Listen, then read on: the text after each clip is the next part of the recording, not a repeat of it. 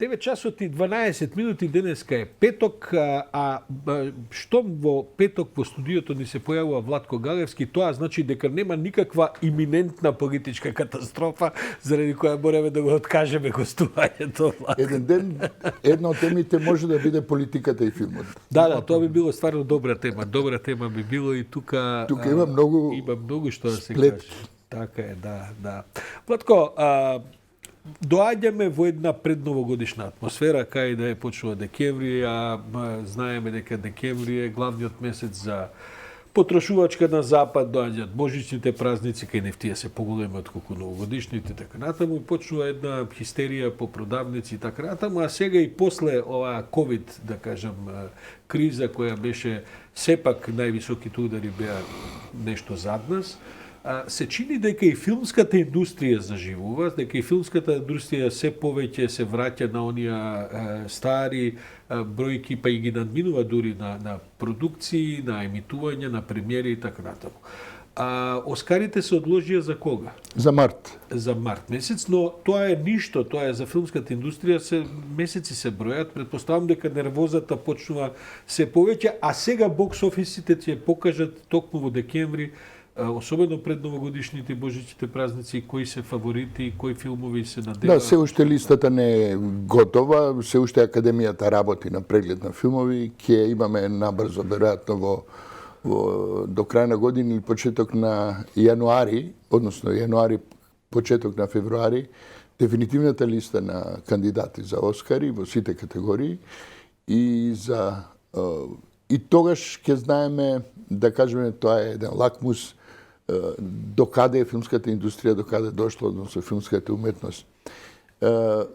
Да, доста се ангажирани сите продукцијски куќи во светот и мислам дека надпросечно извадија многу филмови нови и вадат, најавени се. Добро, некои беа и одложени премиерите заради пандемијата и така, па сега се набија некако редот е густ.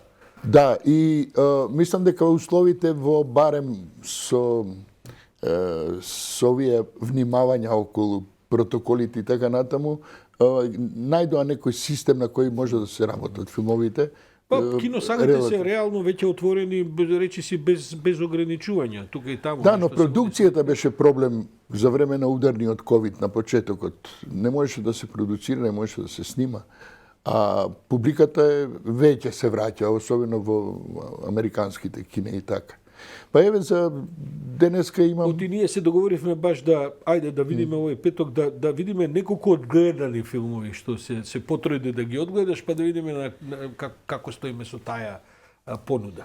Па би биле ова мини осврти на неколку наслови, кои некои се репертуарски веќе, но имаат кандидатури за Оскар, како што е Дуна, например. За жал, Тома не е српски кандидат за Оскар, туку е друг филм. А зашто не е Тома? Не се знае и чудно е дека Тома е толку популарен што беше логично да биде кандидат за Оскар, без оглед на квалитетите за Тома Здравковиќ. Добра, ма дали таа тема воопшто би пробила во некакви оскаровски... Па јас не го знам другиот филм каков е, не сум го гледал. Меѓутоа, Тома во однос на популарноста би бил, ако ништо друго, српскиот гледаш задоволен дека е тоа нивниот Тома е за Оскар. Така, се разбира. Еве неколку наслови кои заслужуваат и да се гледаат, заслужуваат и да се коментира малку. Има еден филм Кода, во музичка жаргон Кодата е ставена. Филм на кој на изненадување во Санденс доби дури 4 награди за режија, за фотографија, за главна женска улога и за сценарио. Се работи за филм кој е семеен, апсолутно во семејна атмосфера. Се гледа филм за една девојка која сака да успее во пејачката кариера, а незиното семејство се сите тројца брат и родителите глувонеми. Не може да ја чујат колку е она талентирана. Веќе е задимливо. Веќе е занимливо. И овој филм игра толку на жица на чувство на симпатија кон семејството, затоа што тие одат на незин концерт Не можат ништо да слушнат, не можат ништо да... Многу интересно, тој аспект е многу добро обработен и затоа мислам дека тој ќе си има своја публика, а и Санденс наградите не се Па наивни. добро, и аголот што го раскажуваш е таман како за Санденс, една да кажеме Па- чувствителна тема, секогаш Секогаш има Санденс некој знае ангажиран дел Така, во има тоа. еден ангажман да цени и така и очигледно ги собрала таму главните награди што ви се. Ете, тоа е околу Значи кода се пишува. кода, да, музички термин. Инаку, филмот е линеарен, прилично линеарен, многу е, има една веќе видена атмосфера на млад човек кој сака да успее во кариерата, меѓутоа обкружувањето во меѓувреме таа му помага на семејството е и се рибари, одат со бродче секој сабајле и одат на риба. И она оди со нив и наднеш треба да се откаже, а нема кој да преведува. Нема кој да контакт. И така. Одличен е спин, ќе Е, баш тоа- вреди да се одгледа и во овие денови што доаѓаат, претпоставам ќе има. Потрошив 2 часа време на гледање на Ноќна вештерките. Јас стварно ти се чудам, значи, добро, мене никогаш хоророт не ме интересирал и никогаш не сум го гледал, меѓутоа гледам дека за тоа има голема публика. Неверојатно. А ова Night of Halloween, кој што е кој е продолжение Седмо. ова се? Седмо ги е и така натаму, растура, гледам дека сепак Неверојатно е дека наивноста од начинот на плашење на публиката се уште функционира. Тоа е истото на маска, предпоставувам, со Истата маска, бела оштетеното лице, оштетено маската, лице, така. Истиот преживува 7 епизоди и во последново исто преживува. Мислам што не е откривање на крајот, Че има 8 продолжение. има секако. Зашто е гледано? Во хорор филмовите има нешто што во кинематографијата се вика персонална камера. Значи, тоа е кога се движите со камера нааму низ ходник, споро одите кон вратата, тоа трае 3-4 секунди, а музиката прави та. И се тоа е многу ефтино, меѓутоа така ја дига притисокот. Но рецептот е 99% ист за секој хорор филм.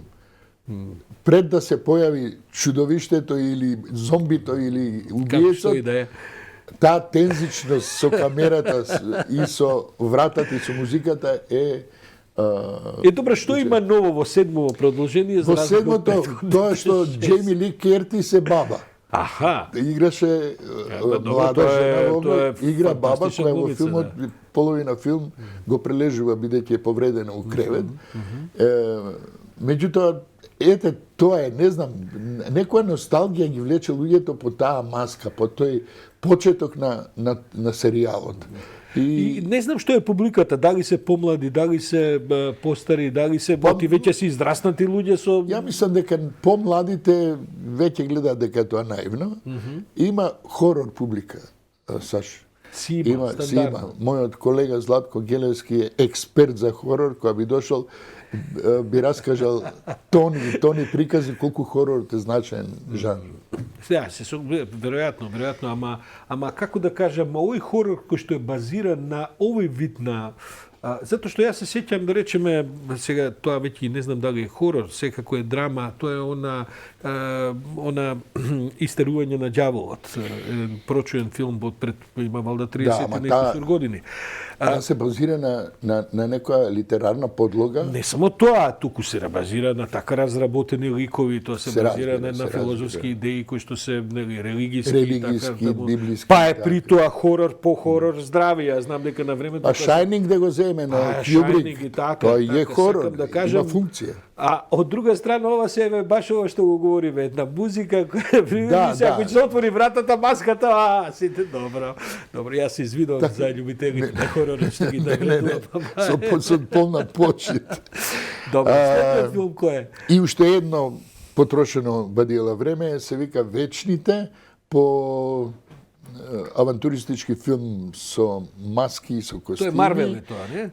Не е Марвел, ама е ала Марвел, во тој манир правено и морам да признам дека гледав 40 минути, не можев понатаму. Добро, ама Не ме тоа интересира. веќе не знам колку произведуваат годишно такви. Човек веќе не може да се Многу снајде, произведуваат мислам, и технолошки е неверојатно, дури иновативни, секој нов Марвел иновација има во технологијата. Па знам, Но ба, тоа не се ме веќе привлекува. компјутери, тоа се веќе, Така мислам, е. ти денеска можеш што сакаш да направиш на компјутер. Имено, и така што нема што да коментирам. Добро, добро. Има еден одличен филм кој се вика Година на вечната бура. Everlasting Storm. The Year of the Everlasting Storm. Така е. Тоа е омнибус филм од 8 кратки филма од мајстори на филмовите. Од познати режисери и мајстори на кратки филмови дел од тие. Меѓу другите да го спомнам Јафар Панахи, има едно свое парче, има Апичат Понг Вересатхул, се вика тајландскиот режисер, кој е врвен режисер. Неговиот Дел. дел е Што е тоа? извореден 7, добар. 8, 9 минути, такви се деловите? Такви се деловите. Меѓутоа темата е COVID-19. Значи Тоа е и интересно. документаристичка некаква вредност, Па, претпоставам. И има документаристичка во смисла тематски дека е. Меѓутоа се играни парчиња, односно има и документарни, има дури една анимирано филмче. Еве препорака да се види извореден аспект, естетски и уметнички аспект за пандемијата за COVID-19. Секој на свој начин ја толкува, односно ја презентира како уметнички чин. Мислам дека е изворедно парче, не се сите со ист ниво квалитет, меѓутоа еве го Јафар Панахи и италијанскиот режисер се Вредеше да се одгледа. Вреди. 80 минути трае едно парче и така. Добро. Уште нешто ако имаме време. Јужни ветар. Јужен ветар 2. 2. Добро. Бидејќи дој првиот растори. Овој растор е исто. Да. Мислам дека има 150.000 во првите 2 недели гледачи. Не е како Тома, но жаровски е атрактивен филмот, затоа што се работи за трилер кој е сосема пристојно Не технички сум гледал работи. двојката, првиот беше добро уснимен, добро да. развиени ликови, одлична глума, тоа е Сега таа се српска нови класа, ликови, има нови ликови, да. внесување на нови ликови и во тој манир она брзи и бесни, како се викаше филмот, да. со Fast and Furious. да, со бркање со автомобили, што не е на нивото на американската технологија и CGI, меѓутоа тоа е и не и во наши, него генерално во продукцијски услови вакви сосема пристојно направено. Не би Тоа се прикажува низ кинава или сега е на репертоар во Скопје, во Милениум. предпоставам дека и тој ќе растори овдека како и првиот. Па би требало, да, има интерес за таков жанр. Да. Добро, ајде уште еден филм да видиме. Имаме големи исчекувања, се работат за 2 филма. Едниот ќе го коментирам, тоа е филм на Вес Андерсон, се вика Француска депеша. Вес Андерсон е еден од лудите режисери кои прави апсолутно најдобри сценографии во своите филмови, кој збира најпознатата елита на актери во филмовите кои му играат бесплатно. Бесплатно. Бесплатно. Или со платно е, ама многу малку. Мало платно. Мало платно. Тој го направи еден од филмовите што е значен кај него е Остров на кучиња, анимиран филм. Сите кучиња во филмот се анимирани, гласовите се од најпознатите врвните актери. Инаку Вреди да се гледа филмот, што е овој? Не сум го гледал на фестивал бил, јас само го коментирам, го очекуваме. Добро. Го очекуваме и само да кажам дека во филмов Француска депеша неколку име да направам.